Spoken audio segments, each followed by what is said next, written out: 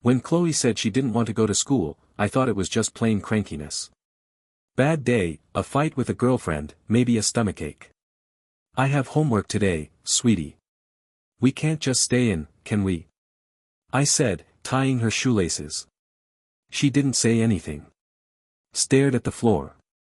I lifted her face up by her chin. What's wrong? And then she said quietly. She stands by my bed when I sleep. I froze. Who? Mrs. Ellis. The teacher. She nodded. Not hysteria in her eyes. Not fantasy. Something else. A cold, quiet certainty. Maybe you dreamt it. It happens, kitten.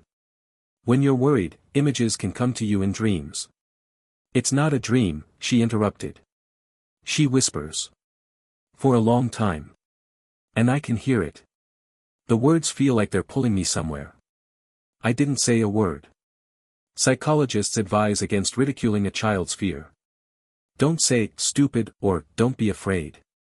But how do you react when your daughter says her teacher stands at her bedside at night and whispers? I drove her to school as usual. At the door, she squeezed my hand a little tighter than usual. Don't leave me, she whispered. I sat down. You know I'm always here for you. If there's anything wrong, I'll be right there. She didn't say anything. She walked away without looking back. That evening, I noticed something strange. I was going through her backpack. I was checking her notebooks, her craft folders. I came across a piece of paper folded in half. There's a drawing on it. A girl, looks like Chloe, standing at the window. Next to her is a woman. Tall, with a long neck. But, no face. Just a void, as if wiped with an eraser. On the woman's back are the letters, M.E. Mrs. Ellis. I took a closer look. In the lower left-hand corner, it says in small letters. She watches even when she sleeps. I couldn't sleep until 2 a.m. I got up. I looked in Chloe's room. She was sleeping peacefully. Face turned to the wall. I stood for a while. Checked the locks, set the alarm. I went back to bed. But I couldn't sleep. And not because I was afraid. It was because I started to remember. When I was a kid myself, we had a nanny in the house. She was nice at first. Then she started acting weird. She'd sit on the chair next to me at night and watch. I'd wake up and see her sitting in the dark, whispering. Slurred, as if to herself. Mom didn't believe it. Until one day she woke up to Nanny standing at her bedside. The next morning, the nanny was gone. Like her things. Without a trace. I was sure it was all a dream. A dream. A child's delusion. But now, looking at Chloe's drawing, I saw that look again. Empty. Erasing. The next day, I decided to have a serious talk with Chloe. Remember what you said about Mrs. Ellis? That she comes in at night? She nodded. Tell me everything. Just be honest. I promise I won't laugh. I just want to understand. She was silent for a long time. Then she took a piece of paper and a pencil. She started drawing. No words. She just moved her hand, fast, clear.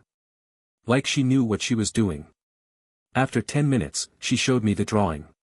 It was a door. Not ours, but an old one. With a round handle. Behind the door, a shadow. It's elongated. It wasn't clear. But there were arms reaching out of it. Too long. Fingers like wire. In one of the hands was a doll. At the bottom, it says, it doesn't open a door. It opens me inside. It took my breath away. Where have you seen this? She's showing me. When I close my eyes. She says, you're special. We're already close. I shrugged. Turned on a cartoon. I made her tea. I sat in the kitchen, opened my laptop. And started looking for information on Mrs. Ellis. But nothing suspicious. Classic biography, education, courses, letters of recommendation. Elementary school teacher, 15 years experience. No complaints. No shadows. But that didn't mean anything. I wrote to a psychologist. An old acquaintance we'd crossed paths with at work. Said my daughter was having troubling dreams. That she was afraid of the teacher. It's not uncommon, she replied. Sometimes children transfer their fears to an adult, especially if the adult is authoritarian. But if it's recurring images, especially at night, it's worth paying attention. Pay attention to what? Where the images are coming from. I went outside for some air. A neighbor, Amelia, was sitting on a bench across the street. A woman in her 40s, a little strange, but kind. Is everything all right? She asked me when she saw my face. My daughter doesn't sleep well. She has nightmares. She's afraid of school. She says the teacher is standing by her bedside. Amelia turned pale. By the bed? Is that what she said? Yes. Why are you reacting like that? She averted her eyes. I just heard a similar thing. Once. My niece. Same school. Also a woman who comes at night. I'm tense. What does that mean? Back then, they used to say, childhood fantasy. But a month later, she had a seizure. Panic attack. Hospitalization. She hasn't painted since. I came home like I was on absorbent cotton. And in the bedroom, Chloe was drawing again. And in the new drawing, it was me. Standing at the door. And behind me was a shadow. No face. And the caption. He can't see yet. I came to school the next day. Not to complain. Not for a conflict. Just, to see. To see if my 6-year-old daughter, or myself, had lost her mind. The secretary greeted me with a smile and motioned for me to come through. Mrs. Ellis would be delighted, she's always open to dialogue, she said as if she were reading it off a piece of paper. I thanked her. I went up to the second floor. The door to the classroom was ajar. I heard silence. Not the sounds of teaching. Not the fiddling. Not laughter. But silence. Strange. Tense. Like in a theater when you forget to breathe. When I entered, Mrs. Ellis greeted me with a politeness that made me feel chilly. Mr. Blake. What a joy. Chloe's a terrific child. Her smile was like porcelain. Not a single wrinkle, not a single real emotion. She gave me her hand. Thin. Dry. Like skin stretched over a wire. We welcome parents who are interested. Not everyone is as thoughtful as you. I looked around the classroom. All the kids were sitting up straight. Straight. Like, too straight. Hands on their desks. Eyes forward. Not one whisper. Not one wry smile. Chloe's gaze slid over me, but quickly returned to the blackboard. As if she was afraid to look. There were drawings on the walls. All the same size. All, on one theme, silence. I came closer. The drawings were eerily similar. The shades of red. Walls. Shadows. In each, an empty room. Or a figure standing in the corner. No sun. No joy. No color. I remembered Chloe's drawing of the woman without a face, and now I felt something inside me scrabbling in my chest. Children portray inner emotions, Mrs. Ellis said softly, noticing where I was looking. Sometimes fears, sometimes dreams. We give them freedom. It's part of the program. Why is everything in the same palette? Just a coincidence. Also, we had monochrome day. I nodded. Too fast. Too insecure. Chloe says you come to her at night. She froze. Just for a second. But she froze. Then she smiled again. Children often confuse dreams with reality. Especially the impressionable ones. She's emotional. Sensitive. But it'll pass. Just trust the process. I didn't answer. Just looked around the room again. On the blackboard, someone had written the word humility in childish handwriting. Not love. Not friendship. Humility. I walked out of the classroom feeling like I'd forgotten to lock something important behind me. I ran into another father in the hallway. "Is this about Mrs. Ellis, too?" he asked in a whisper. "What do you mean, about?" "My daughter, she hasn't been drawing at all lately. She just sits and writes the word silence over and over again." He took a piece of paper out of his pocket. It had silence written on it dozens of times. In different handwriting. In red pen. I felt my throat go dry. "Did you talk to the principal?" "He said that the kids are a reflection of the parents' anxiety. That everything was under control." I walked out of school like I just swam out of ice water. Chloe was waiting at home. Sitting in the corner, drawing. I sat down next to her. "What are you thinking about, honey?" "About silence," she said quietly. "It lives behind the blackboard. I didn't sleep last night. I opened the school's website. I looked at old graduation photos. Mrs. Ellis' face never changes. Always the same hairstyle. Same clothes. Even the brooch is the same, round, black, with an eye pattern." I opened the image editor, enlarged the photo. Was the eye real? No. Probably just a fluke.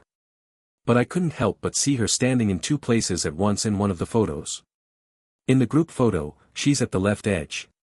In a separate group photo, in the middle. Same day. Same clothes. Two different locations. Same look. I checked Chloe's drawings again. One has the teacher standing at the blackboard. There's a crack in the blackboard. There's something pulling out of it. And the caption says, "They live inside her." But she's not alone. I don't believe in mysticism. I'm not religious. I've always believed that all fear is explainable.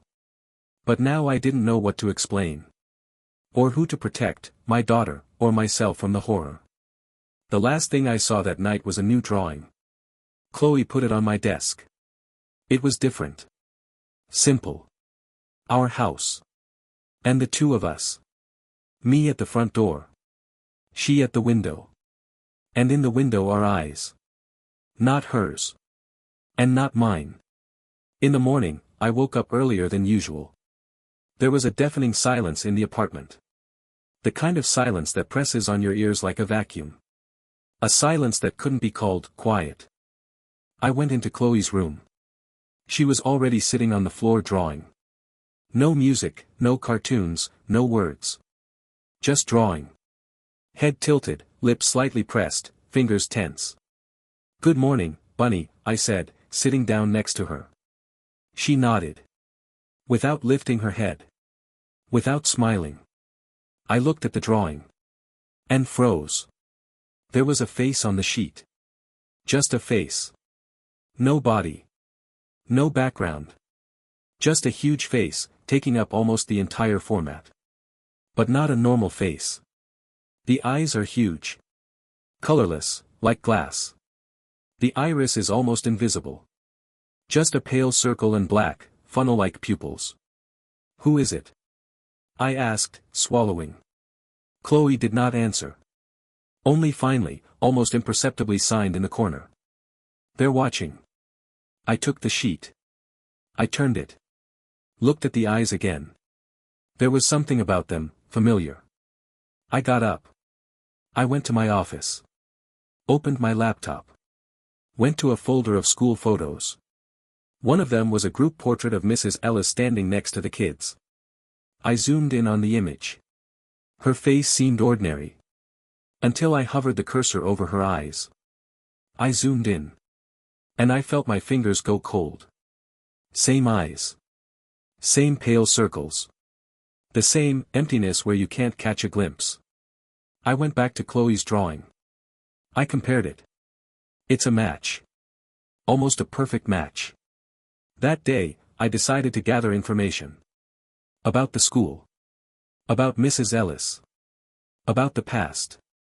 I called the administration under the guise of a former student who wants to find an old teacher. I was transferred to the archives. Name. Ellis. Mrs. Ellis. Elementary school. She's working now. I'd like to know what year she's been with you. Pause. Keystrokes. I'm sorry, we don't have a teacher with that last name in our database. What do you mean? She's teaching now. I was with her yesterday. Maybe you're mistaken. We haven't had a teacher with that last name in the last 5 years. Are you sure it's the same school? Yes. I was in the office myself. Then it's strange. Very strange. I came to the school again. This time, unannounced. Mrs. Ellis' classroom was closed. There was a sign on the door that said, "Overbooking. No admittance." I asked the secretary. "Where's Mrs. Ellis?" "Who?" "Chloe's teacher. She's been teaching her since the beginning of the year." The woman hesitated. "I'm sorry, I'm not sure." She flipped through the magazine. "Chloe's class teacher is Caroline Tobin." "Who's that?" "She's a young teacher. She's just starting her internship. Would you like me to take you to her?" I said no. "And Mrs. Ellis?" She looked at the list again. No such name. I came home completely lost. "Chloe, honey, show me your old drawings. The ones you've been bringing in since the beginning of September." We went through the whole folder. There were a lot of drawings. And most of them were of her. The teacher. Just not always with a face. Sometimes a silhouette. Sometimes just two hands reaching out to the children. On one, she was standing in front of the class, and above her it said, "When she speaks, it gets quieter inside." I didn't know what to do. The thought came into my head. Maybe I should talk to a psychologist. I made an appointment for Chloe. I said I wanted someone professional to assess her condition.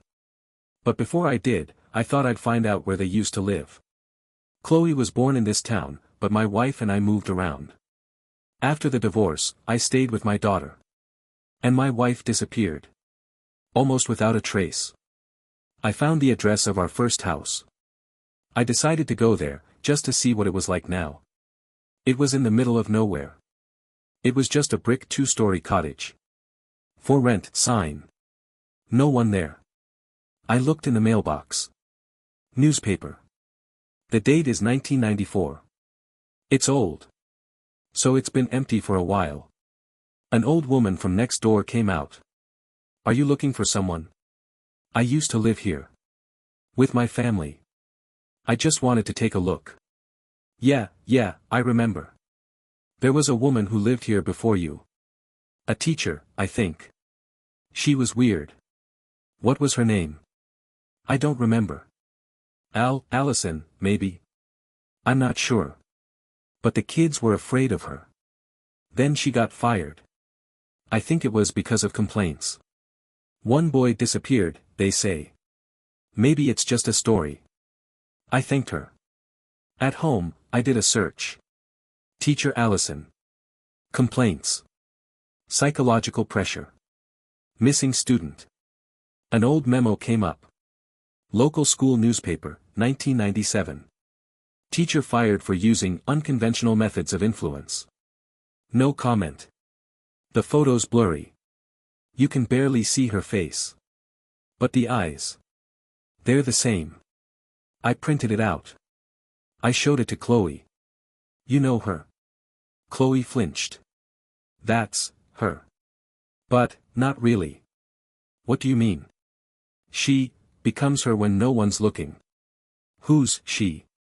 "The teacher." Chloe looked me right in the eye. "Sometimes they switch places. The one on the outside smiles. And the one on the inside whispers." "Whispers what?" "You're coming. You're listening. Soon you'll be watching, too." I pulled her against me. My heart was pounding. "Honey, I'm with you. I won't let you get hurt. I promise." She didn't answer. She added quietly. "What if it's too late?" I hesitated for a long time. I told myself it was all fatigue. Stress. Memories. Kids get scared sometimes. Sometimes they make things up. Sometimes they just want attention. But with each new morning, there was less Chloe in Chloe. She used to bounce around the hallways, singing songs in the bathroom, babbling about cartoons, asking 10 questions a minute. Now, she was quieter. Too quiet. One morning she sat at the breakfast table, her pale fingers clutching her fork as if eating was a punishment. I asked. "Are you all right, sunshine?" She only nodded. And then, almost in a whisper, she said, "You'll be gone soon." I froze. Who? Chloe looked at me. Her gaze was unfamiliar. It was like she was looking through me. She was. That night, I couldn't take it anymore. I put a camera in my daughter's bedroom. A small one. Invisible. Under a toy cat, on the shelf across from the bed. Checked the angle, plugged in the power. Set it to record from 11 to 6 o'clock. Told Chloe I was just testing out the new equipment. She nodded. Not a single question. Not one bit of curiosity. That was scary, too. The night stretched on slowly. I tossed and turned, as if my body sensed something was coming. In the morning, coffee, breakfast, and a quiet, "Daddy, I'm going to school." When Chloe left, I closed the door and sat down at my laptop. The file was weighty, almost 6 hours of footage. I scrolled through the first 2 hours. Nothing. Chloe sleeps. Turns occasionally. Breathing evenly. 3:42. The camera clicks. The picture jerks for a second. I pause it. My heart is beating in my throat. Frame 344. A shadow. To the left. Against the wall. It appears slowly, as if someone's will is squeezing it out of the corner. It's tall. Long. As if elongated. Face in shadow. No eyes, no mouth. Just movement. It approaches. Smoothly, almost gliding. Stops by the bed. Chloe doesn't move. The shadow leans over her. And moves its lips. I can see the air rippling next to my daughter's ears. I can't hear, but I can feel what she's saying. Goosebumps run down my back. Chloe moves. Smiling slightly. But she doesn't wake up. 3:47, the shadow retreats back. First into a corner. Then disappears behind a door that won't open. I'm rewinding forward. 5:03, Chloe gets up. Walks to the door. Looks through it. Stands there for almost 2 minutes. Then she comes back. She lies down. He goes back to sleep. I stopped the video. My hands were shaking. I watched the footage again. Then again. On the 4th viewing, I noticed. On the wall where the shadow had stood, the wallpaper now had a scratch on it. I rushed into the room.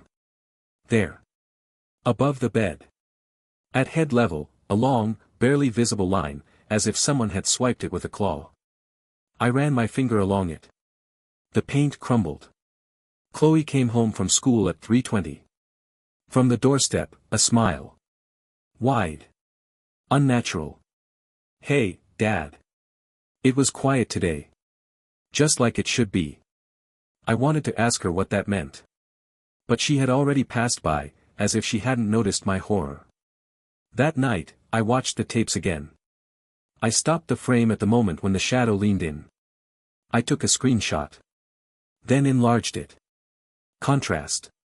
Black and white filter. You can see the shape of the face. But the eyes are the same as in Chloe's drawings. Empty. Like lenses. Like windows with something hiding in them. I didn't know who to tell. The shrink?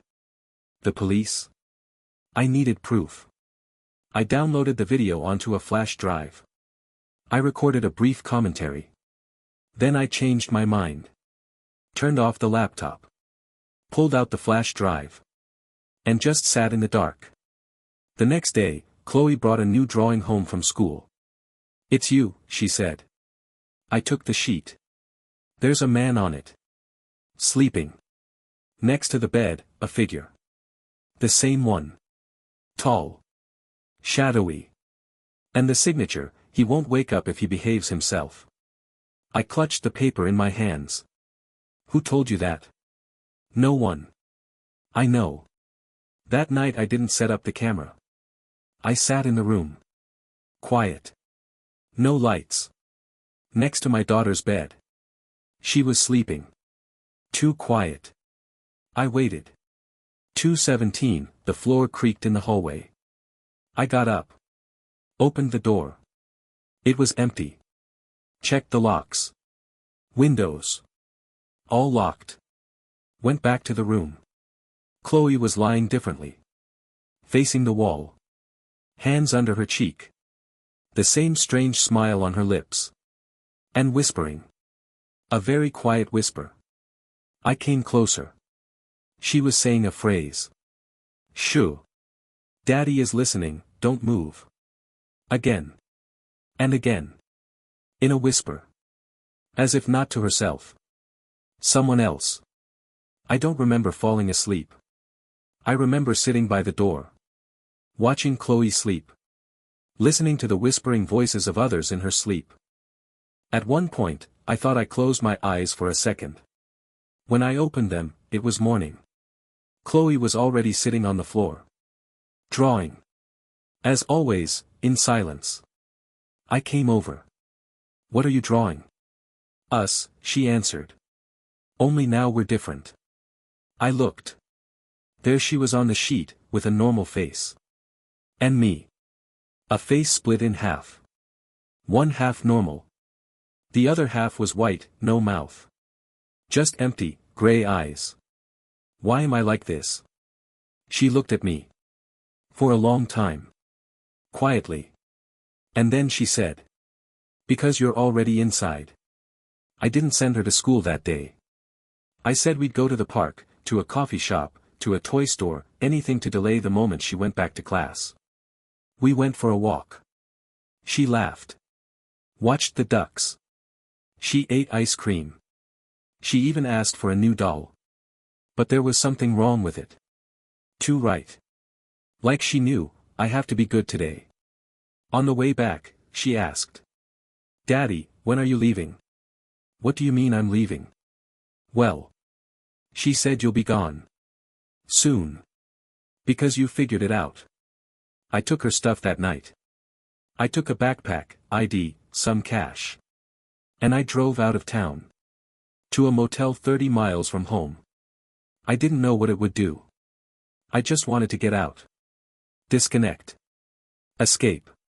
The motel was old, creaky, with peeling walls and a musty smell.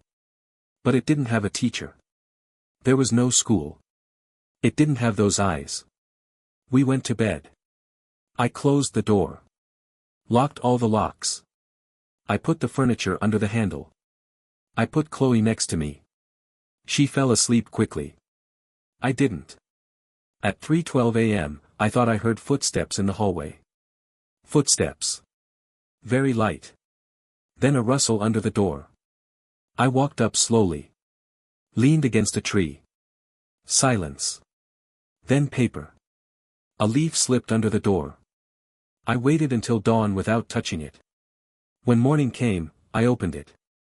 On the paper was a child's drawing. 2 people. One of them lying down. The other is standing over him. Next to it is a caption. He tried to run away. But they're everywhere. I drove to the police station. Straight from the motel.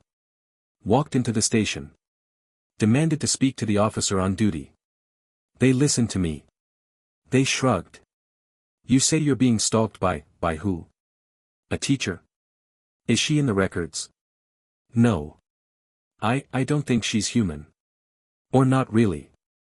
Aha. And the girl? My daughter. She's changing. Draws strange things. Hears voices. Has there been a psychiatrist? You don't understand. Listen, sir. You have no threats, no injuries, no evidence. We can't open a case based on your story. I have video. From the camera in the nursery? Yeah. What's on it? A shadow. Whispering. A shadow. He looked at me. I'm not mocking, I said. He was silent for a long time. Do you want some advice? Go ahead. Go away. Find a place where no one knows you. Start over. Because if any of this is real, you can't stop. And if it's not real, you need treatment. Either way, leave. I got in the car. Chloe was asleep in the back seat. Her face was peaceful. Serene. I drove in silence. No direction. Just away. At some point, she woke up. She said, "Are we going to them?" "No." "Too bad." "Why?" She smiled. The same smile. The wrong one. "Because now you're not gonna make it anyway." I almost hit the curb. I pulled over to the side of the road. Turned to her. "Chloe. What's wrong with you? Tell me. What's going on?" She looked at me. Her pupils were, unnaturally large. Almost the entire eyeball was black. "Daddy, you're good. But now you're a stranger." I froze. "Who are you?" "I'm everything that's been forgotten. Everything that was hidden under beds, in closets, behind doors. Everything we didn't want to hear. We've been waiting." She was just a guide. And now me. I got out of the car. I grabbed the phone. I started dialing with trembling hands. When I turned around, the car was empty. I'd been looking for her for weeks. I went to every school, hospital, train station. I went to the media, filed a missing persons report, put up posters. No one. Nothing. 2 weeks later, I got a call. Said they'd found a school bag. Inside was a doll. A notebook. A picture. Sleeping. In my house. Taken from outside, through a window. From a corner you couldn't reach unless you were standing on the wall. On the back, in children's handwriting. He tried. He couldn't. He couldn't hear. It's been almost a year now. I live alone. My name is different. Every night I check the windows. Every morning, I look in the mirror to make sure I'm still me. Sometimes I dream about her voice. "Daddy. We just wanted you to listen." And when I wake up, there's a piece of paper on the nightstand. It's blank. But when I blow on it, a phrase appears. "You're next." Sometimes fear isn't about who you see. It's who's already inside.